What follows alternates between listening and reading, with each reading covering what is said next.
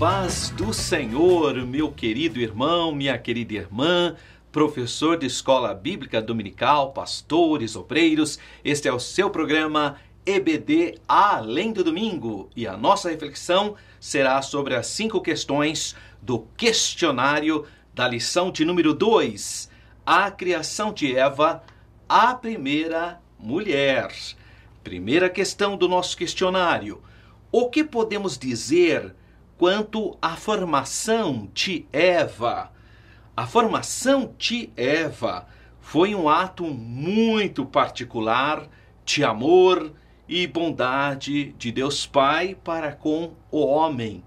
Nós cristãos cremos no criacionismo. O que é isso, professor Alberto? Criacionismo é na perspectiva acadêmica, né? É a teoria que afirma que Deus é o criador de todas as coisas. Por que eu disse teoria? Porque existem várias teorias. Nenhuma pode ser comprovada cientificamente. Existem indícios, mas não provas científicas como a ciência requer. Então, existem outras teorias? Existem. Então, nós somos, por exemplo, contrário à teoria da evolução, mas é uma teoria que tenta explicar o aparecimento do ser humano. A teoria do extraterrestre, que a vida veio fora da Terra.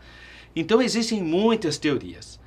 Nós cremos na doutrina de que Deus criou o homem e a mulher à sua imagem e à sua semelhança. Por isso, nós somos criacionistas. A nossa declaração de fé, o que ela diz? Cremos no único Deus, Criador dos céus e da terra. O primeiro credo, chamado Credo dos Apóstolos, ele inicia dizendo: creio em Deus Pai Todo-Poderoso, o Criador dos céus e da terra. Por que nós cristãos cremos que Adão e Eva são personagens históricos e não personagens fictícios como outros grupos defendem? Nós cremos na historicidade do livro de Gênesis, porque o Senhor Jesus citou essa passagem como sendo algo histórico. Quando o Senhor Jesus vai falar a respeito da pergunta que fizeram a ele, a respeito do divórcio, o Senhor Jesus cita a mesma citação da criação. Quando ele diz: o que Deus uniu não separa o homem, é aquela mesma citação do livro de Gênesis. Então Jesus acreditava ou ensinava a historicidade de Adão e Eva. Além do Senhor Jesus, que é a nossa referência, o Senhor Jesus dizendo: nós cremos porque ele é o verbo, é a palavra expressa e material de Deus. O apóstolo Paulo, o grande apóstolo dos gentios, também irá falar sobre que Adão e Eva são personagens históricos. Ele cita literalmente Adão e cita literalmente Eva. Mas não é só isso. A grande doutrina do pecado original está assentada sobre a historicidade de Adão e Eva. Então, o cristão nascido de novo, o cristão bíblico, o cristão que realmente nasceu de novo através do poder do Espírito Santo, jamais vai negar a historicidade de Adão e Eva. E aqui está dizendo como podemos dizer, o que podemos dizer a respeito da formação de Eva. Foi um ato de amor do Pai, o nosso Deus.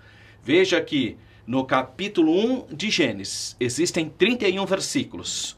Todos Deus dá uma nota pelo seu ato criativo. 7 vezes aparece a expressão: e viu Deus que era bom. Abruptamente, aparece no capítulo 2, no versículo 18, a primeira negativa divina. Não é bom que o homem esteja só. Então Deus, que é especialista em gênero humano, com um ato de amor, ao perceber que não era bom que o homem fosse solitário, porque Deus é contra a solidão, ele vai criar um outro ser humano para haver completude entre o homem e a mulher.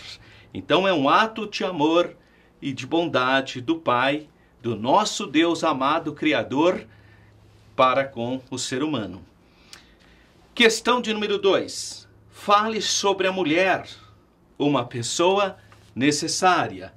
Bom, se por um lado a mulher proveio do homem, lembre então, em hebraico o homem é ishi, ha-ishi, o homem, ou ishi, homem. Mulher Isha, ou Ha-Isha, a mulher. Então, Ish, em hebraico, homem. Isha, mulher. Vem do Ish, né? Provém do homem. Então, se por um lado a mulher proveio do homem, por outro lado, todo homem, bom, exceto Adão, obviamente, provém da mulher. Porque todo homem é nascido de uma mulher. Tá? Questão número 3.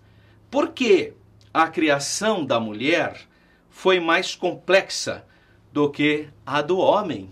Então, todas as vezes que eu vejo essa colocação, eu lembro da nossa querida irmã Wanda Costa, de saudosa memória. A nossa querida irmã Wanda Costa, mãe do nosso pastor Paulo Freire e também de outros pastores, da nossa deputada estadual, irmã Marta Costa, né? Esposa do nosso querido pastor, patriarca, pastor José Wellington Bezerra da Costa. A irmã Wanda sempre dizia isso.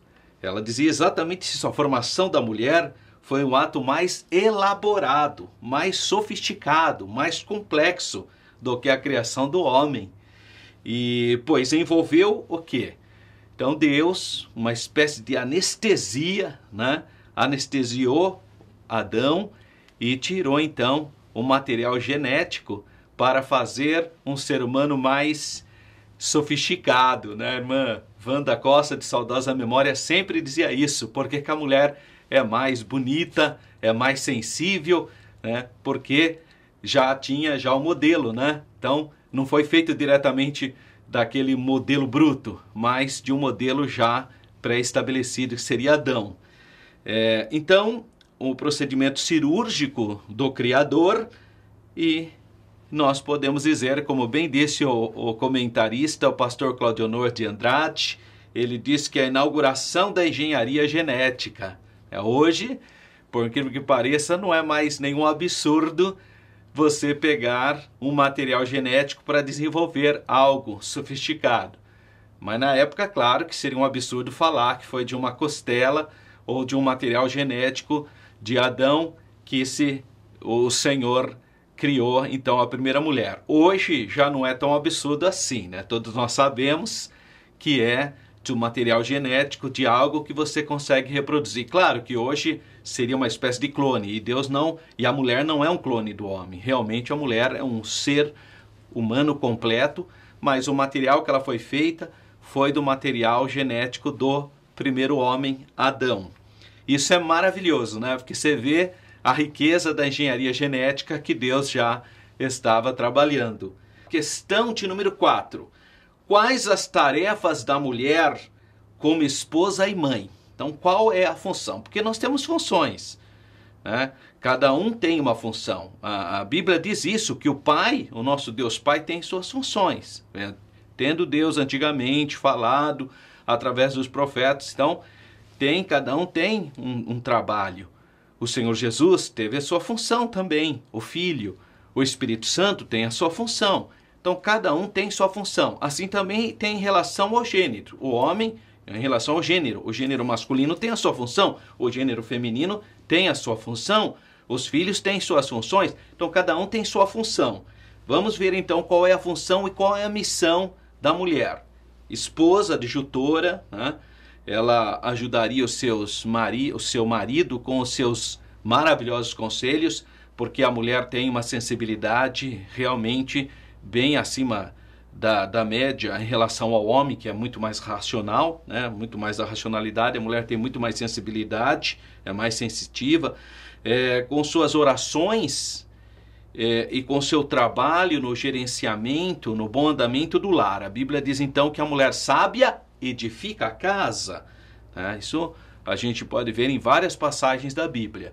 Então, assim como Deus, o Deus de Israel, é o adjutor do povo de Israel, é a função de Deus. A Bíblia diz claramente, Deus é o socorro bem presente na angústia. Então, assim como Deus Todo-Poderoso tem a função de ajudar Israel, proteger, orientar, que é o adjutor de Israel, assim também a mulher é essa adjutora do seu cônjuge, do seu marido. E a última questão, a de número 5. Que lugar ocupa a mulher na Igreja de Cristo? qual é a posição da mulher em relação à Igreja de Cristo? Bom, em primeiro lugar, a Bíblia diz que na igreja Deus não faz acepção de pessoas.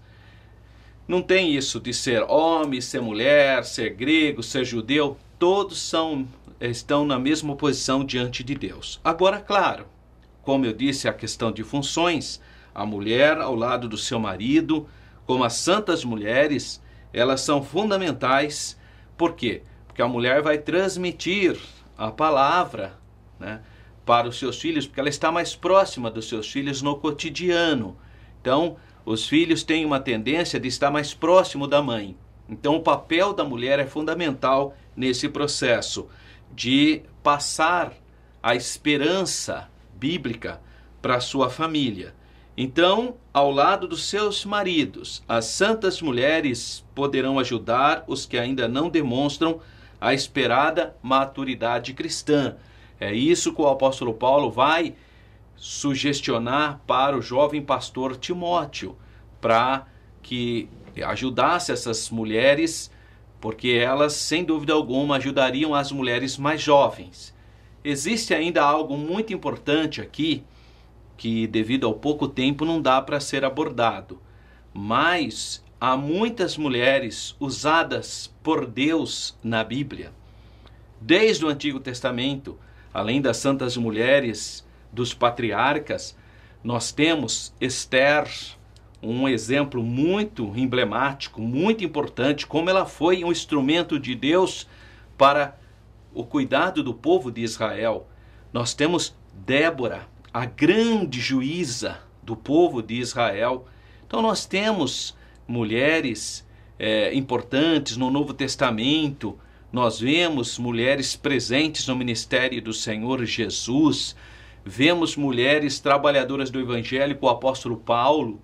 Então nós vemos sim muitas mulheres de Deus fazendo uma grande obra. Então a mulher é uma bênção, é um instrumento de bênção, e nós acreditamos que Deus quer usar poderosamente as servas do Senhor, principalmente aquelas que abrem o coração para ser usadas como vaso de bênção na mão do Senhor.